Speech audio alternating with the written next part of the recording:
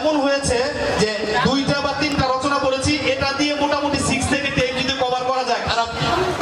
তো যাই হোক, এক ছাত্র এরকম গরু রচনা আসছে, তো সে গরু রচনা লিখছে। গরুর 4টা পা আছে, গরু আমাদের গৃহপালিত পশু, গরু দুধ দেয়, গরুর দুধ দিয়ে ছানা, মিষ্টি, আমিত্তি, ঘি নানান কিছু হয়। কিন্তু ভাই এই গরু গাঙ্গে কেউ গোসল করার জন্য লয়ে যায় না, কারণ ওই গাঙ্গে একটা কুমির আছে, সেই কুমিরের লম্বা একটা ঠোঁট আছে, বিশাল একটা লেজ। সারে কই কি রে, ওরে দিলাম গরু রচনা লিখতে, উয়ে হঠাৎ করে কুমিরের বিষয় নিয়ে আসলো। আচ্ছা আনতেই পারে, কারণ গাঙ্গে তো নদীতে তো কুমির থাকে, ঠিক আছে। এরপর রচনা আইছে বাড়ি। প্রতিটি মানুষের স্বপ্ন একটি সুন্দর বাড়ি করা, সারা জীবন পার হয়ে যায় তার সুন্দর একটি বাড়ি নির্মাণ করার জন্য। সে বাড়িতে আমরা বাবা মা ভাই বোন ছেলে সন্তান নিয়ে বসবাস করি, কিন্তু এই বাড়ি গাঙ্গের পারে করণ যাইব, কারণ ওই গাঙ্গে একটা কুমির আছে, এই কুমিরের 2টা চোখ আছে, লম্বা একটা ঠোঁট, বিশাল একটা সমস্যাটা কি হয়, ওরা যতবার বই হয়ে খালি তো গাঙ্গে নামাই লিতেছে। দাদা এবার খুব চিন্তা করে স্যাররা সব ভোট মিটিং বসে গেছে, ভুটান স্যারে, শাহিনে, মানিক স্যারে আর অন্যান্য স্যার যারা আছে সবাই ভোট মিটিং করছে। পরে এই কুমির থেকে বাইর করতে কি করা যায়, কি করা যায়। ঠিক আছে, তাহলে এইবার রচনা দিচ্ছে রেলগাড়ি। তো রেলগাড়ি যানবাহনের একটু অন্যতম মাধ্যম হচ্ছে রেলগাড়ি, একমাত্র বাহন যেখানে তুমি নির্দিষ্ট সময় উঠবে এবং নির্দিষ্ট সময় নামতে পারবে। রেলগাড়িতে ওঠার সময় সুন্দর একটি ছন্দ আছে, অন্যরকম ভালো লাগা কাজ করে। কিন্তু এই রেলগাড়ি যখন কর্ণফুলের নদীর উপর দিয়ে যায়, তখন এই কলজাটা দুপুক দুপুক করে, কারণ ওই নদীর মধ্যে একটা কুমির আছে, সেই কুমিরের 2টা চোখ আছে, লম্বা একটা ঠোঁট, বিশাল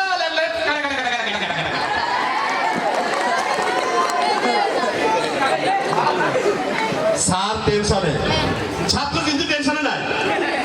স্যারেরা সব স্যাররা অফিসারের ডাক্তার নিয়ে আসলো, স্যার আপনি আজকে কিছু কইরা যান। শিক্ষা অফিসার রীতিমতো চলে আসছে, আসার পরে সমস্ত মিটিং টিটিং করে কয় ঠিক আছে, এইবার একটা ঐতিহাসিক রচনা দেই, দেহুয়ে ক্যান্ডিডেট করে। ঐতিহাসিক রচনা দিল পলাশীর যুদ্ধ। পলাশীর যুদ্ধ একটি ঐতিহাসিক যুদ্ধ।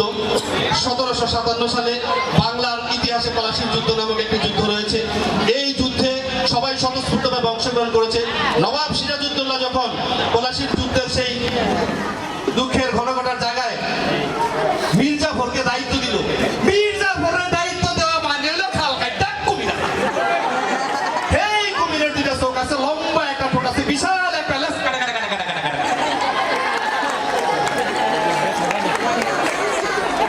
চলবে চলবে না, বন্ধ করে দিই। ও আচ্ছা আচ্ছা আচ্ছা আচ্ছা, আরেকটা দিয়ে শেষ করে দেবো। হ্যাঁ, একটা দিয়ে শেষ করে দিই। আচ্ছা ঠিক আছে। এক অ্যাডভোকেট সাহেব সকালবেলা সে হেঁটে যাচ্ছে, তো সেইখানে এক ডাক্তারের চেম্বারে লেখা, যদি বিফলে চিকিৎসা হয় তাহলে 1000 টাকা পুরস্কার। বাবা পাইছি, কয়দিন ধরে কোর্টে যাই আসি, ইনকাম হয় না, ওরে যদি ঠকাইতে পারি তাহলে 1000 টাকা পকেটে আইব। তো উকিল সাহেব খুব ভাবসা বলে ডাক্তারের চেম্বারে গেছে। চেম্বারে যাওয়ার পরে বলছে, ডাক্তার সাহেব আমার তো শরীরটা ভালো লাগে না, কয়দিন ধরে এই মুখে স্বাদ পাই না, তো আপনি যদি একটা ওষুধ দিতেন। কয় সাহেব ওই যে 14 নম্বর বোতল হলো, তো 14 নম্বর বোতল লইয়া জিহ্বার আগার ভিতরে একটু 1 ফোঁটা দিয়ে দিছে।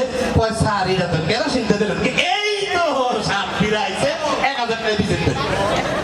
এখন উকিল সাহেবের কাছ থেকে 1000 টাকা দেওয়া, যে পাবলিকের থেকে টাকাটা না, এত ঘুম না পরে যেমনিও এইখান থেকে সাইজ করতে কি করব কি করব কি করব।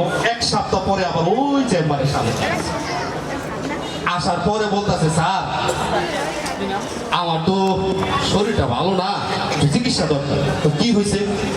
কয় স্যার কিচ্ছু মনে থাকে, এই সকালে যে বাইরেছি কি লেগে বাইরেছি কইতে পারতাম না। আচ্ছা ঠিক আছে ভালো সাহেব, ওই 14 নম্বর বোতলটা বাইর করতে। না না এটার ভিতরে কেন ঘুরতে না, আপনার এখানে শুনে খাওয়া যাবে। এই তো স্মৃতিশক্তি ফিরাইছে, দেন 1000 টাকা। খুব খারাপ অবস্থা। এই ডাক্তারের তো মোটামুটি হারানো একেবারে মানে অসম্ভব একটা বিষয়। এইবার আছে 20 দিন পরে যাতে ডাক্তারে চিনতে না পারে।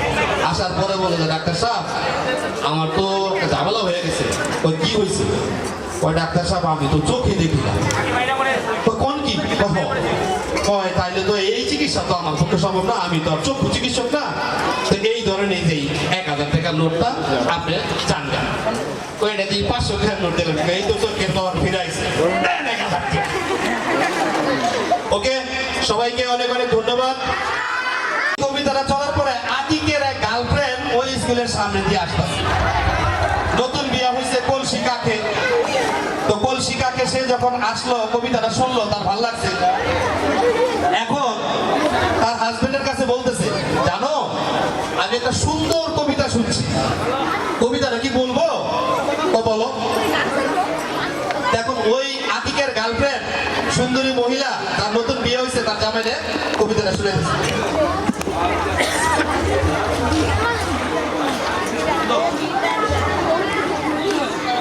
ওই দেখা যায় তাহার গান, ওরে ওই আমাদের গান, ওইখানেতে বাস করে কানা বগির ছা, আহে রে কানা বগির ছা।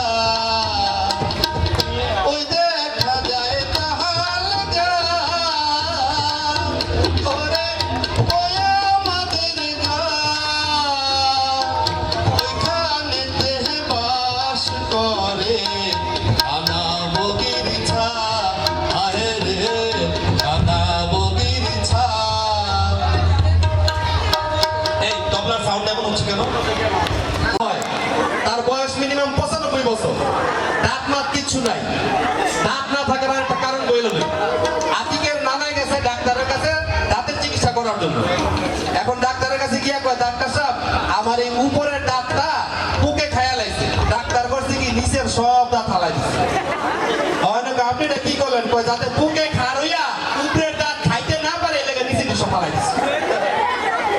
আতিকের দাঁত নানার আর একটা দাঁতও নাই। এই 95 বছর বয়স, এই নানারে দিছে এই কবিতা আবৃত্তি করতে। এখন এই নানায় কবিতাটা আবৃত্তি করতেছে।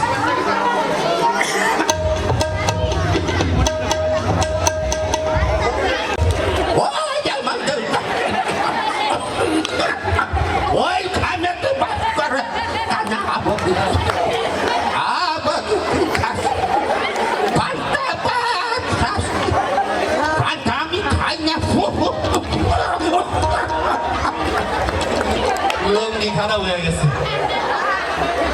95 বছর বয়স না। এবারে সেই কবিতাটা আবার ফকির আলমগীর শুনছে।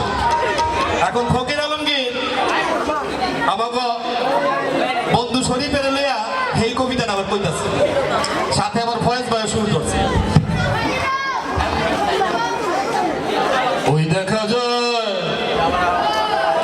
ওই দেখা যায় তাল গাছ, ওই আমাদের গান, ওই দেখা যায় তাল গাছ, ওই আমাদের গান, ওইখানেতে বাস করে, ওইখানেতে বাস করে কানা বগির ছা, ওইখানেতে বাস করে কানা বগির ছা।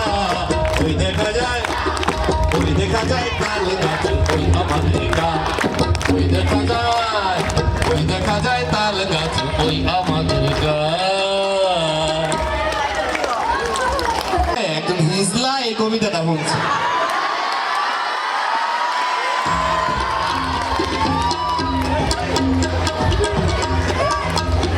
ওই দেখা যায় তাল গাছ, ওই আমাদের গা গা গা, ওইখানেতে বাস করে কানা বগির ছা। আই জানা রাজা তোর হাততালি দেশ না, আমি যাবো গা।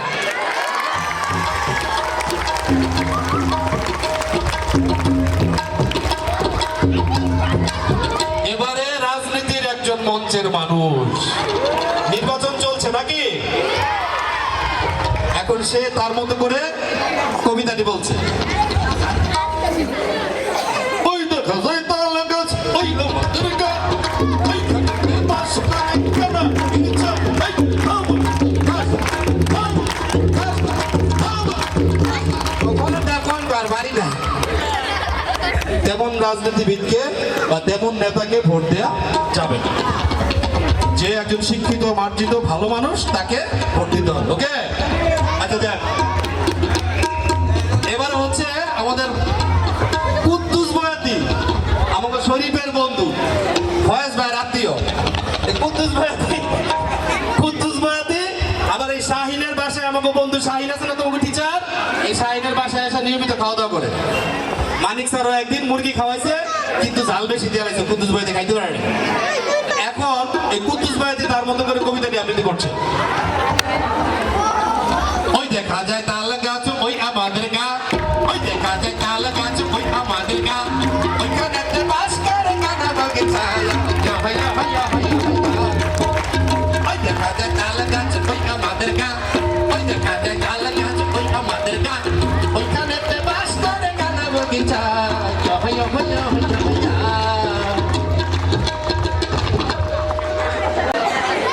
এবারে আট্রসির এক মুরিদা ওই কবিতাটা শুনছে। আট্রসির সে সাংঘাতিক মুরিদ, সে ওই কবিতাটা শুনছে। আমরা আট্রসির মুরিদের মধ্যে চেষ্টা করি নাকি? সবার কিন্তু করতে হবে। ওকে সবাই, এভরিবডি, ভালো লাগছে?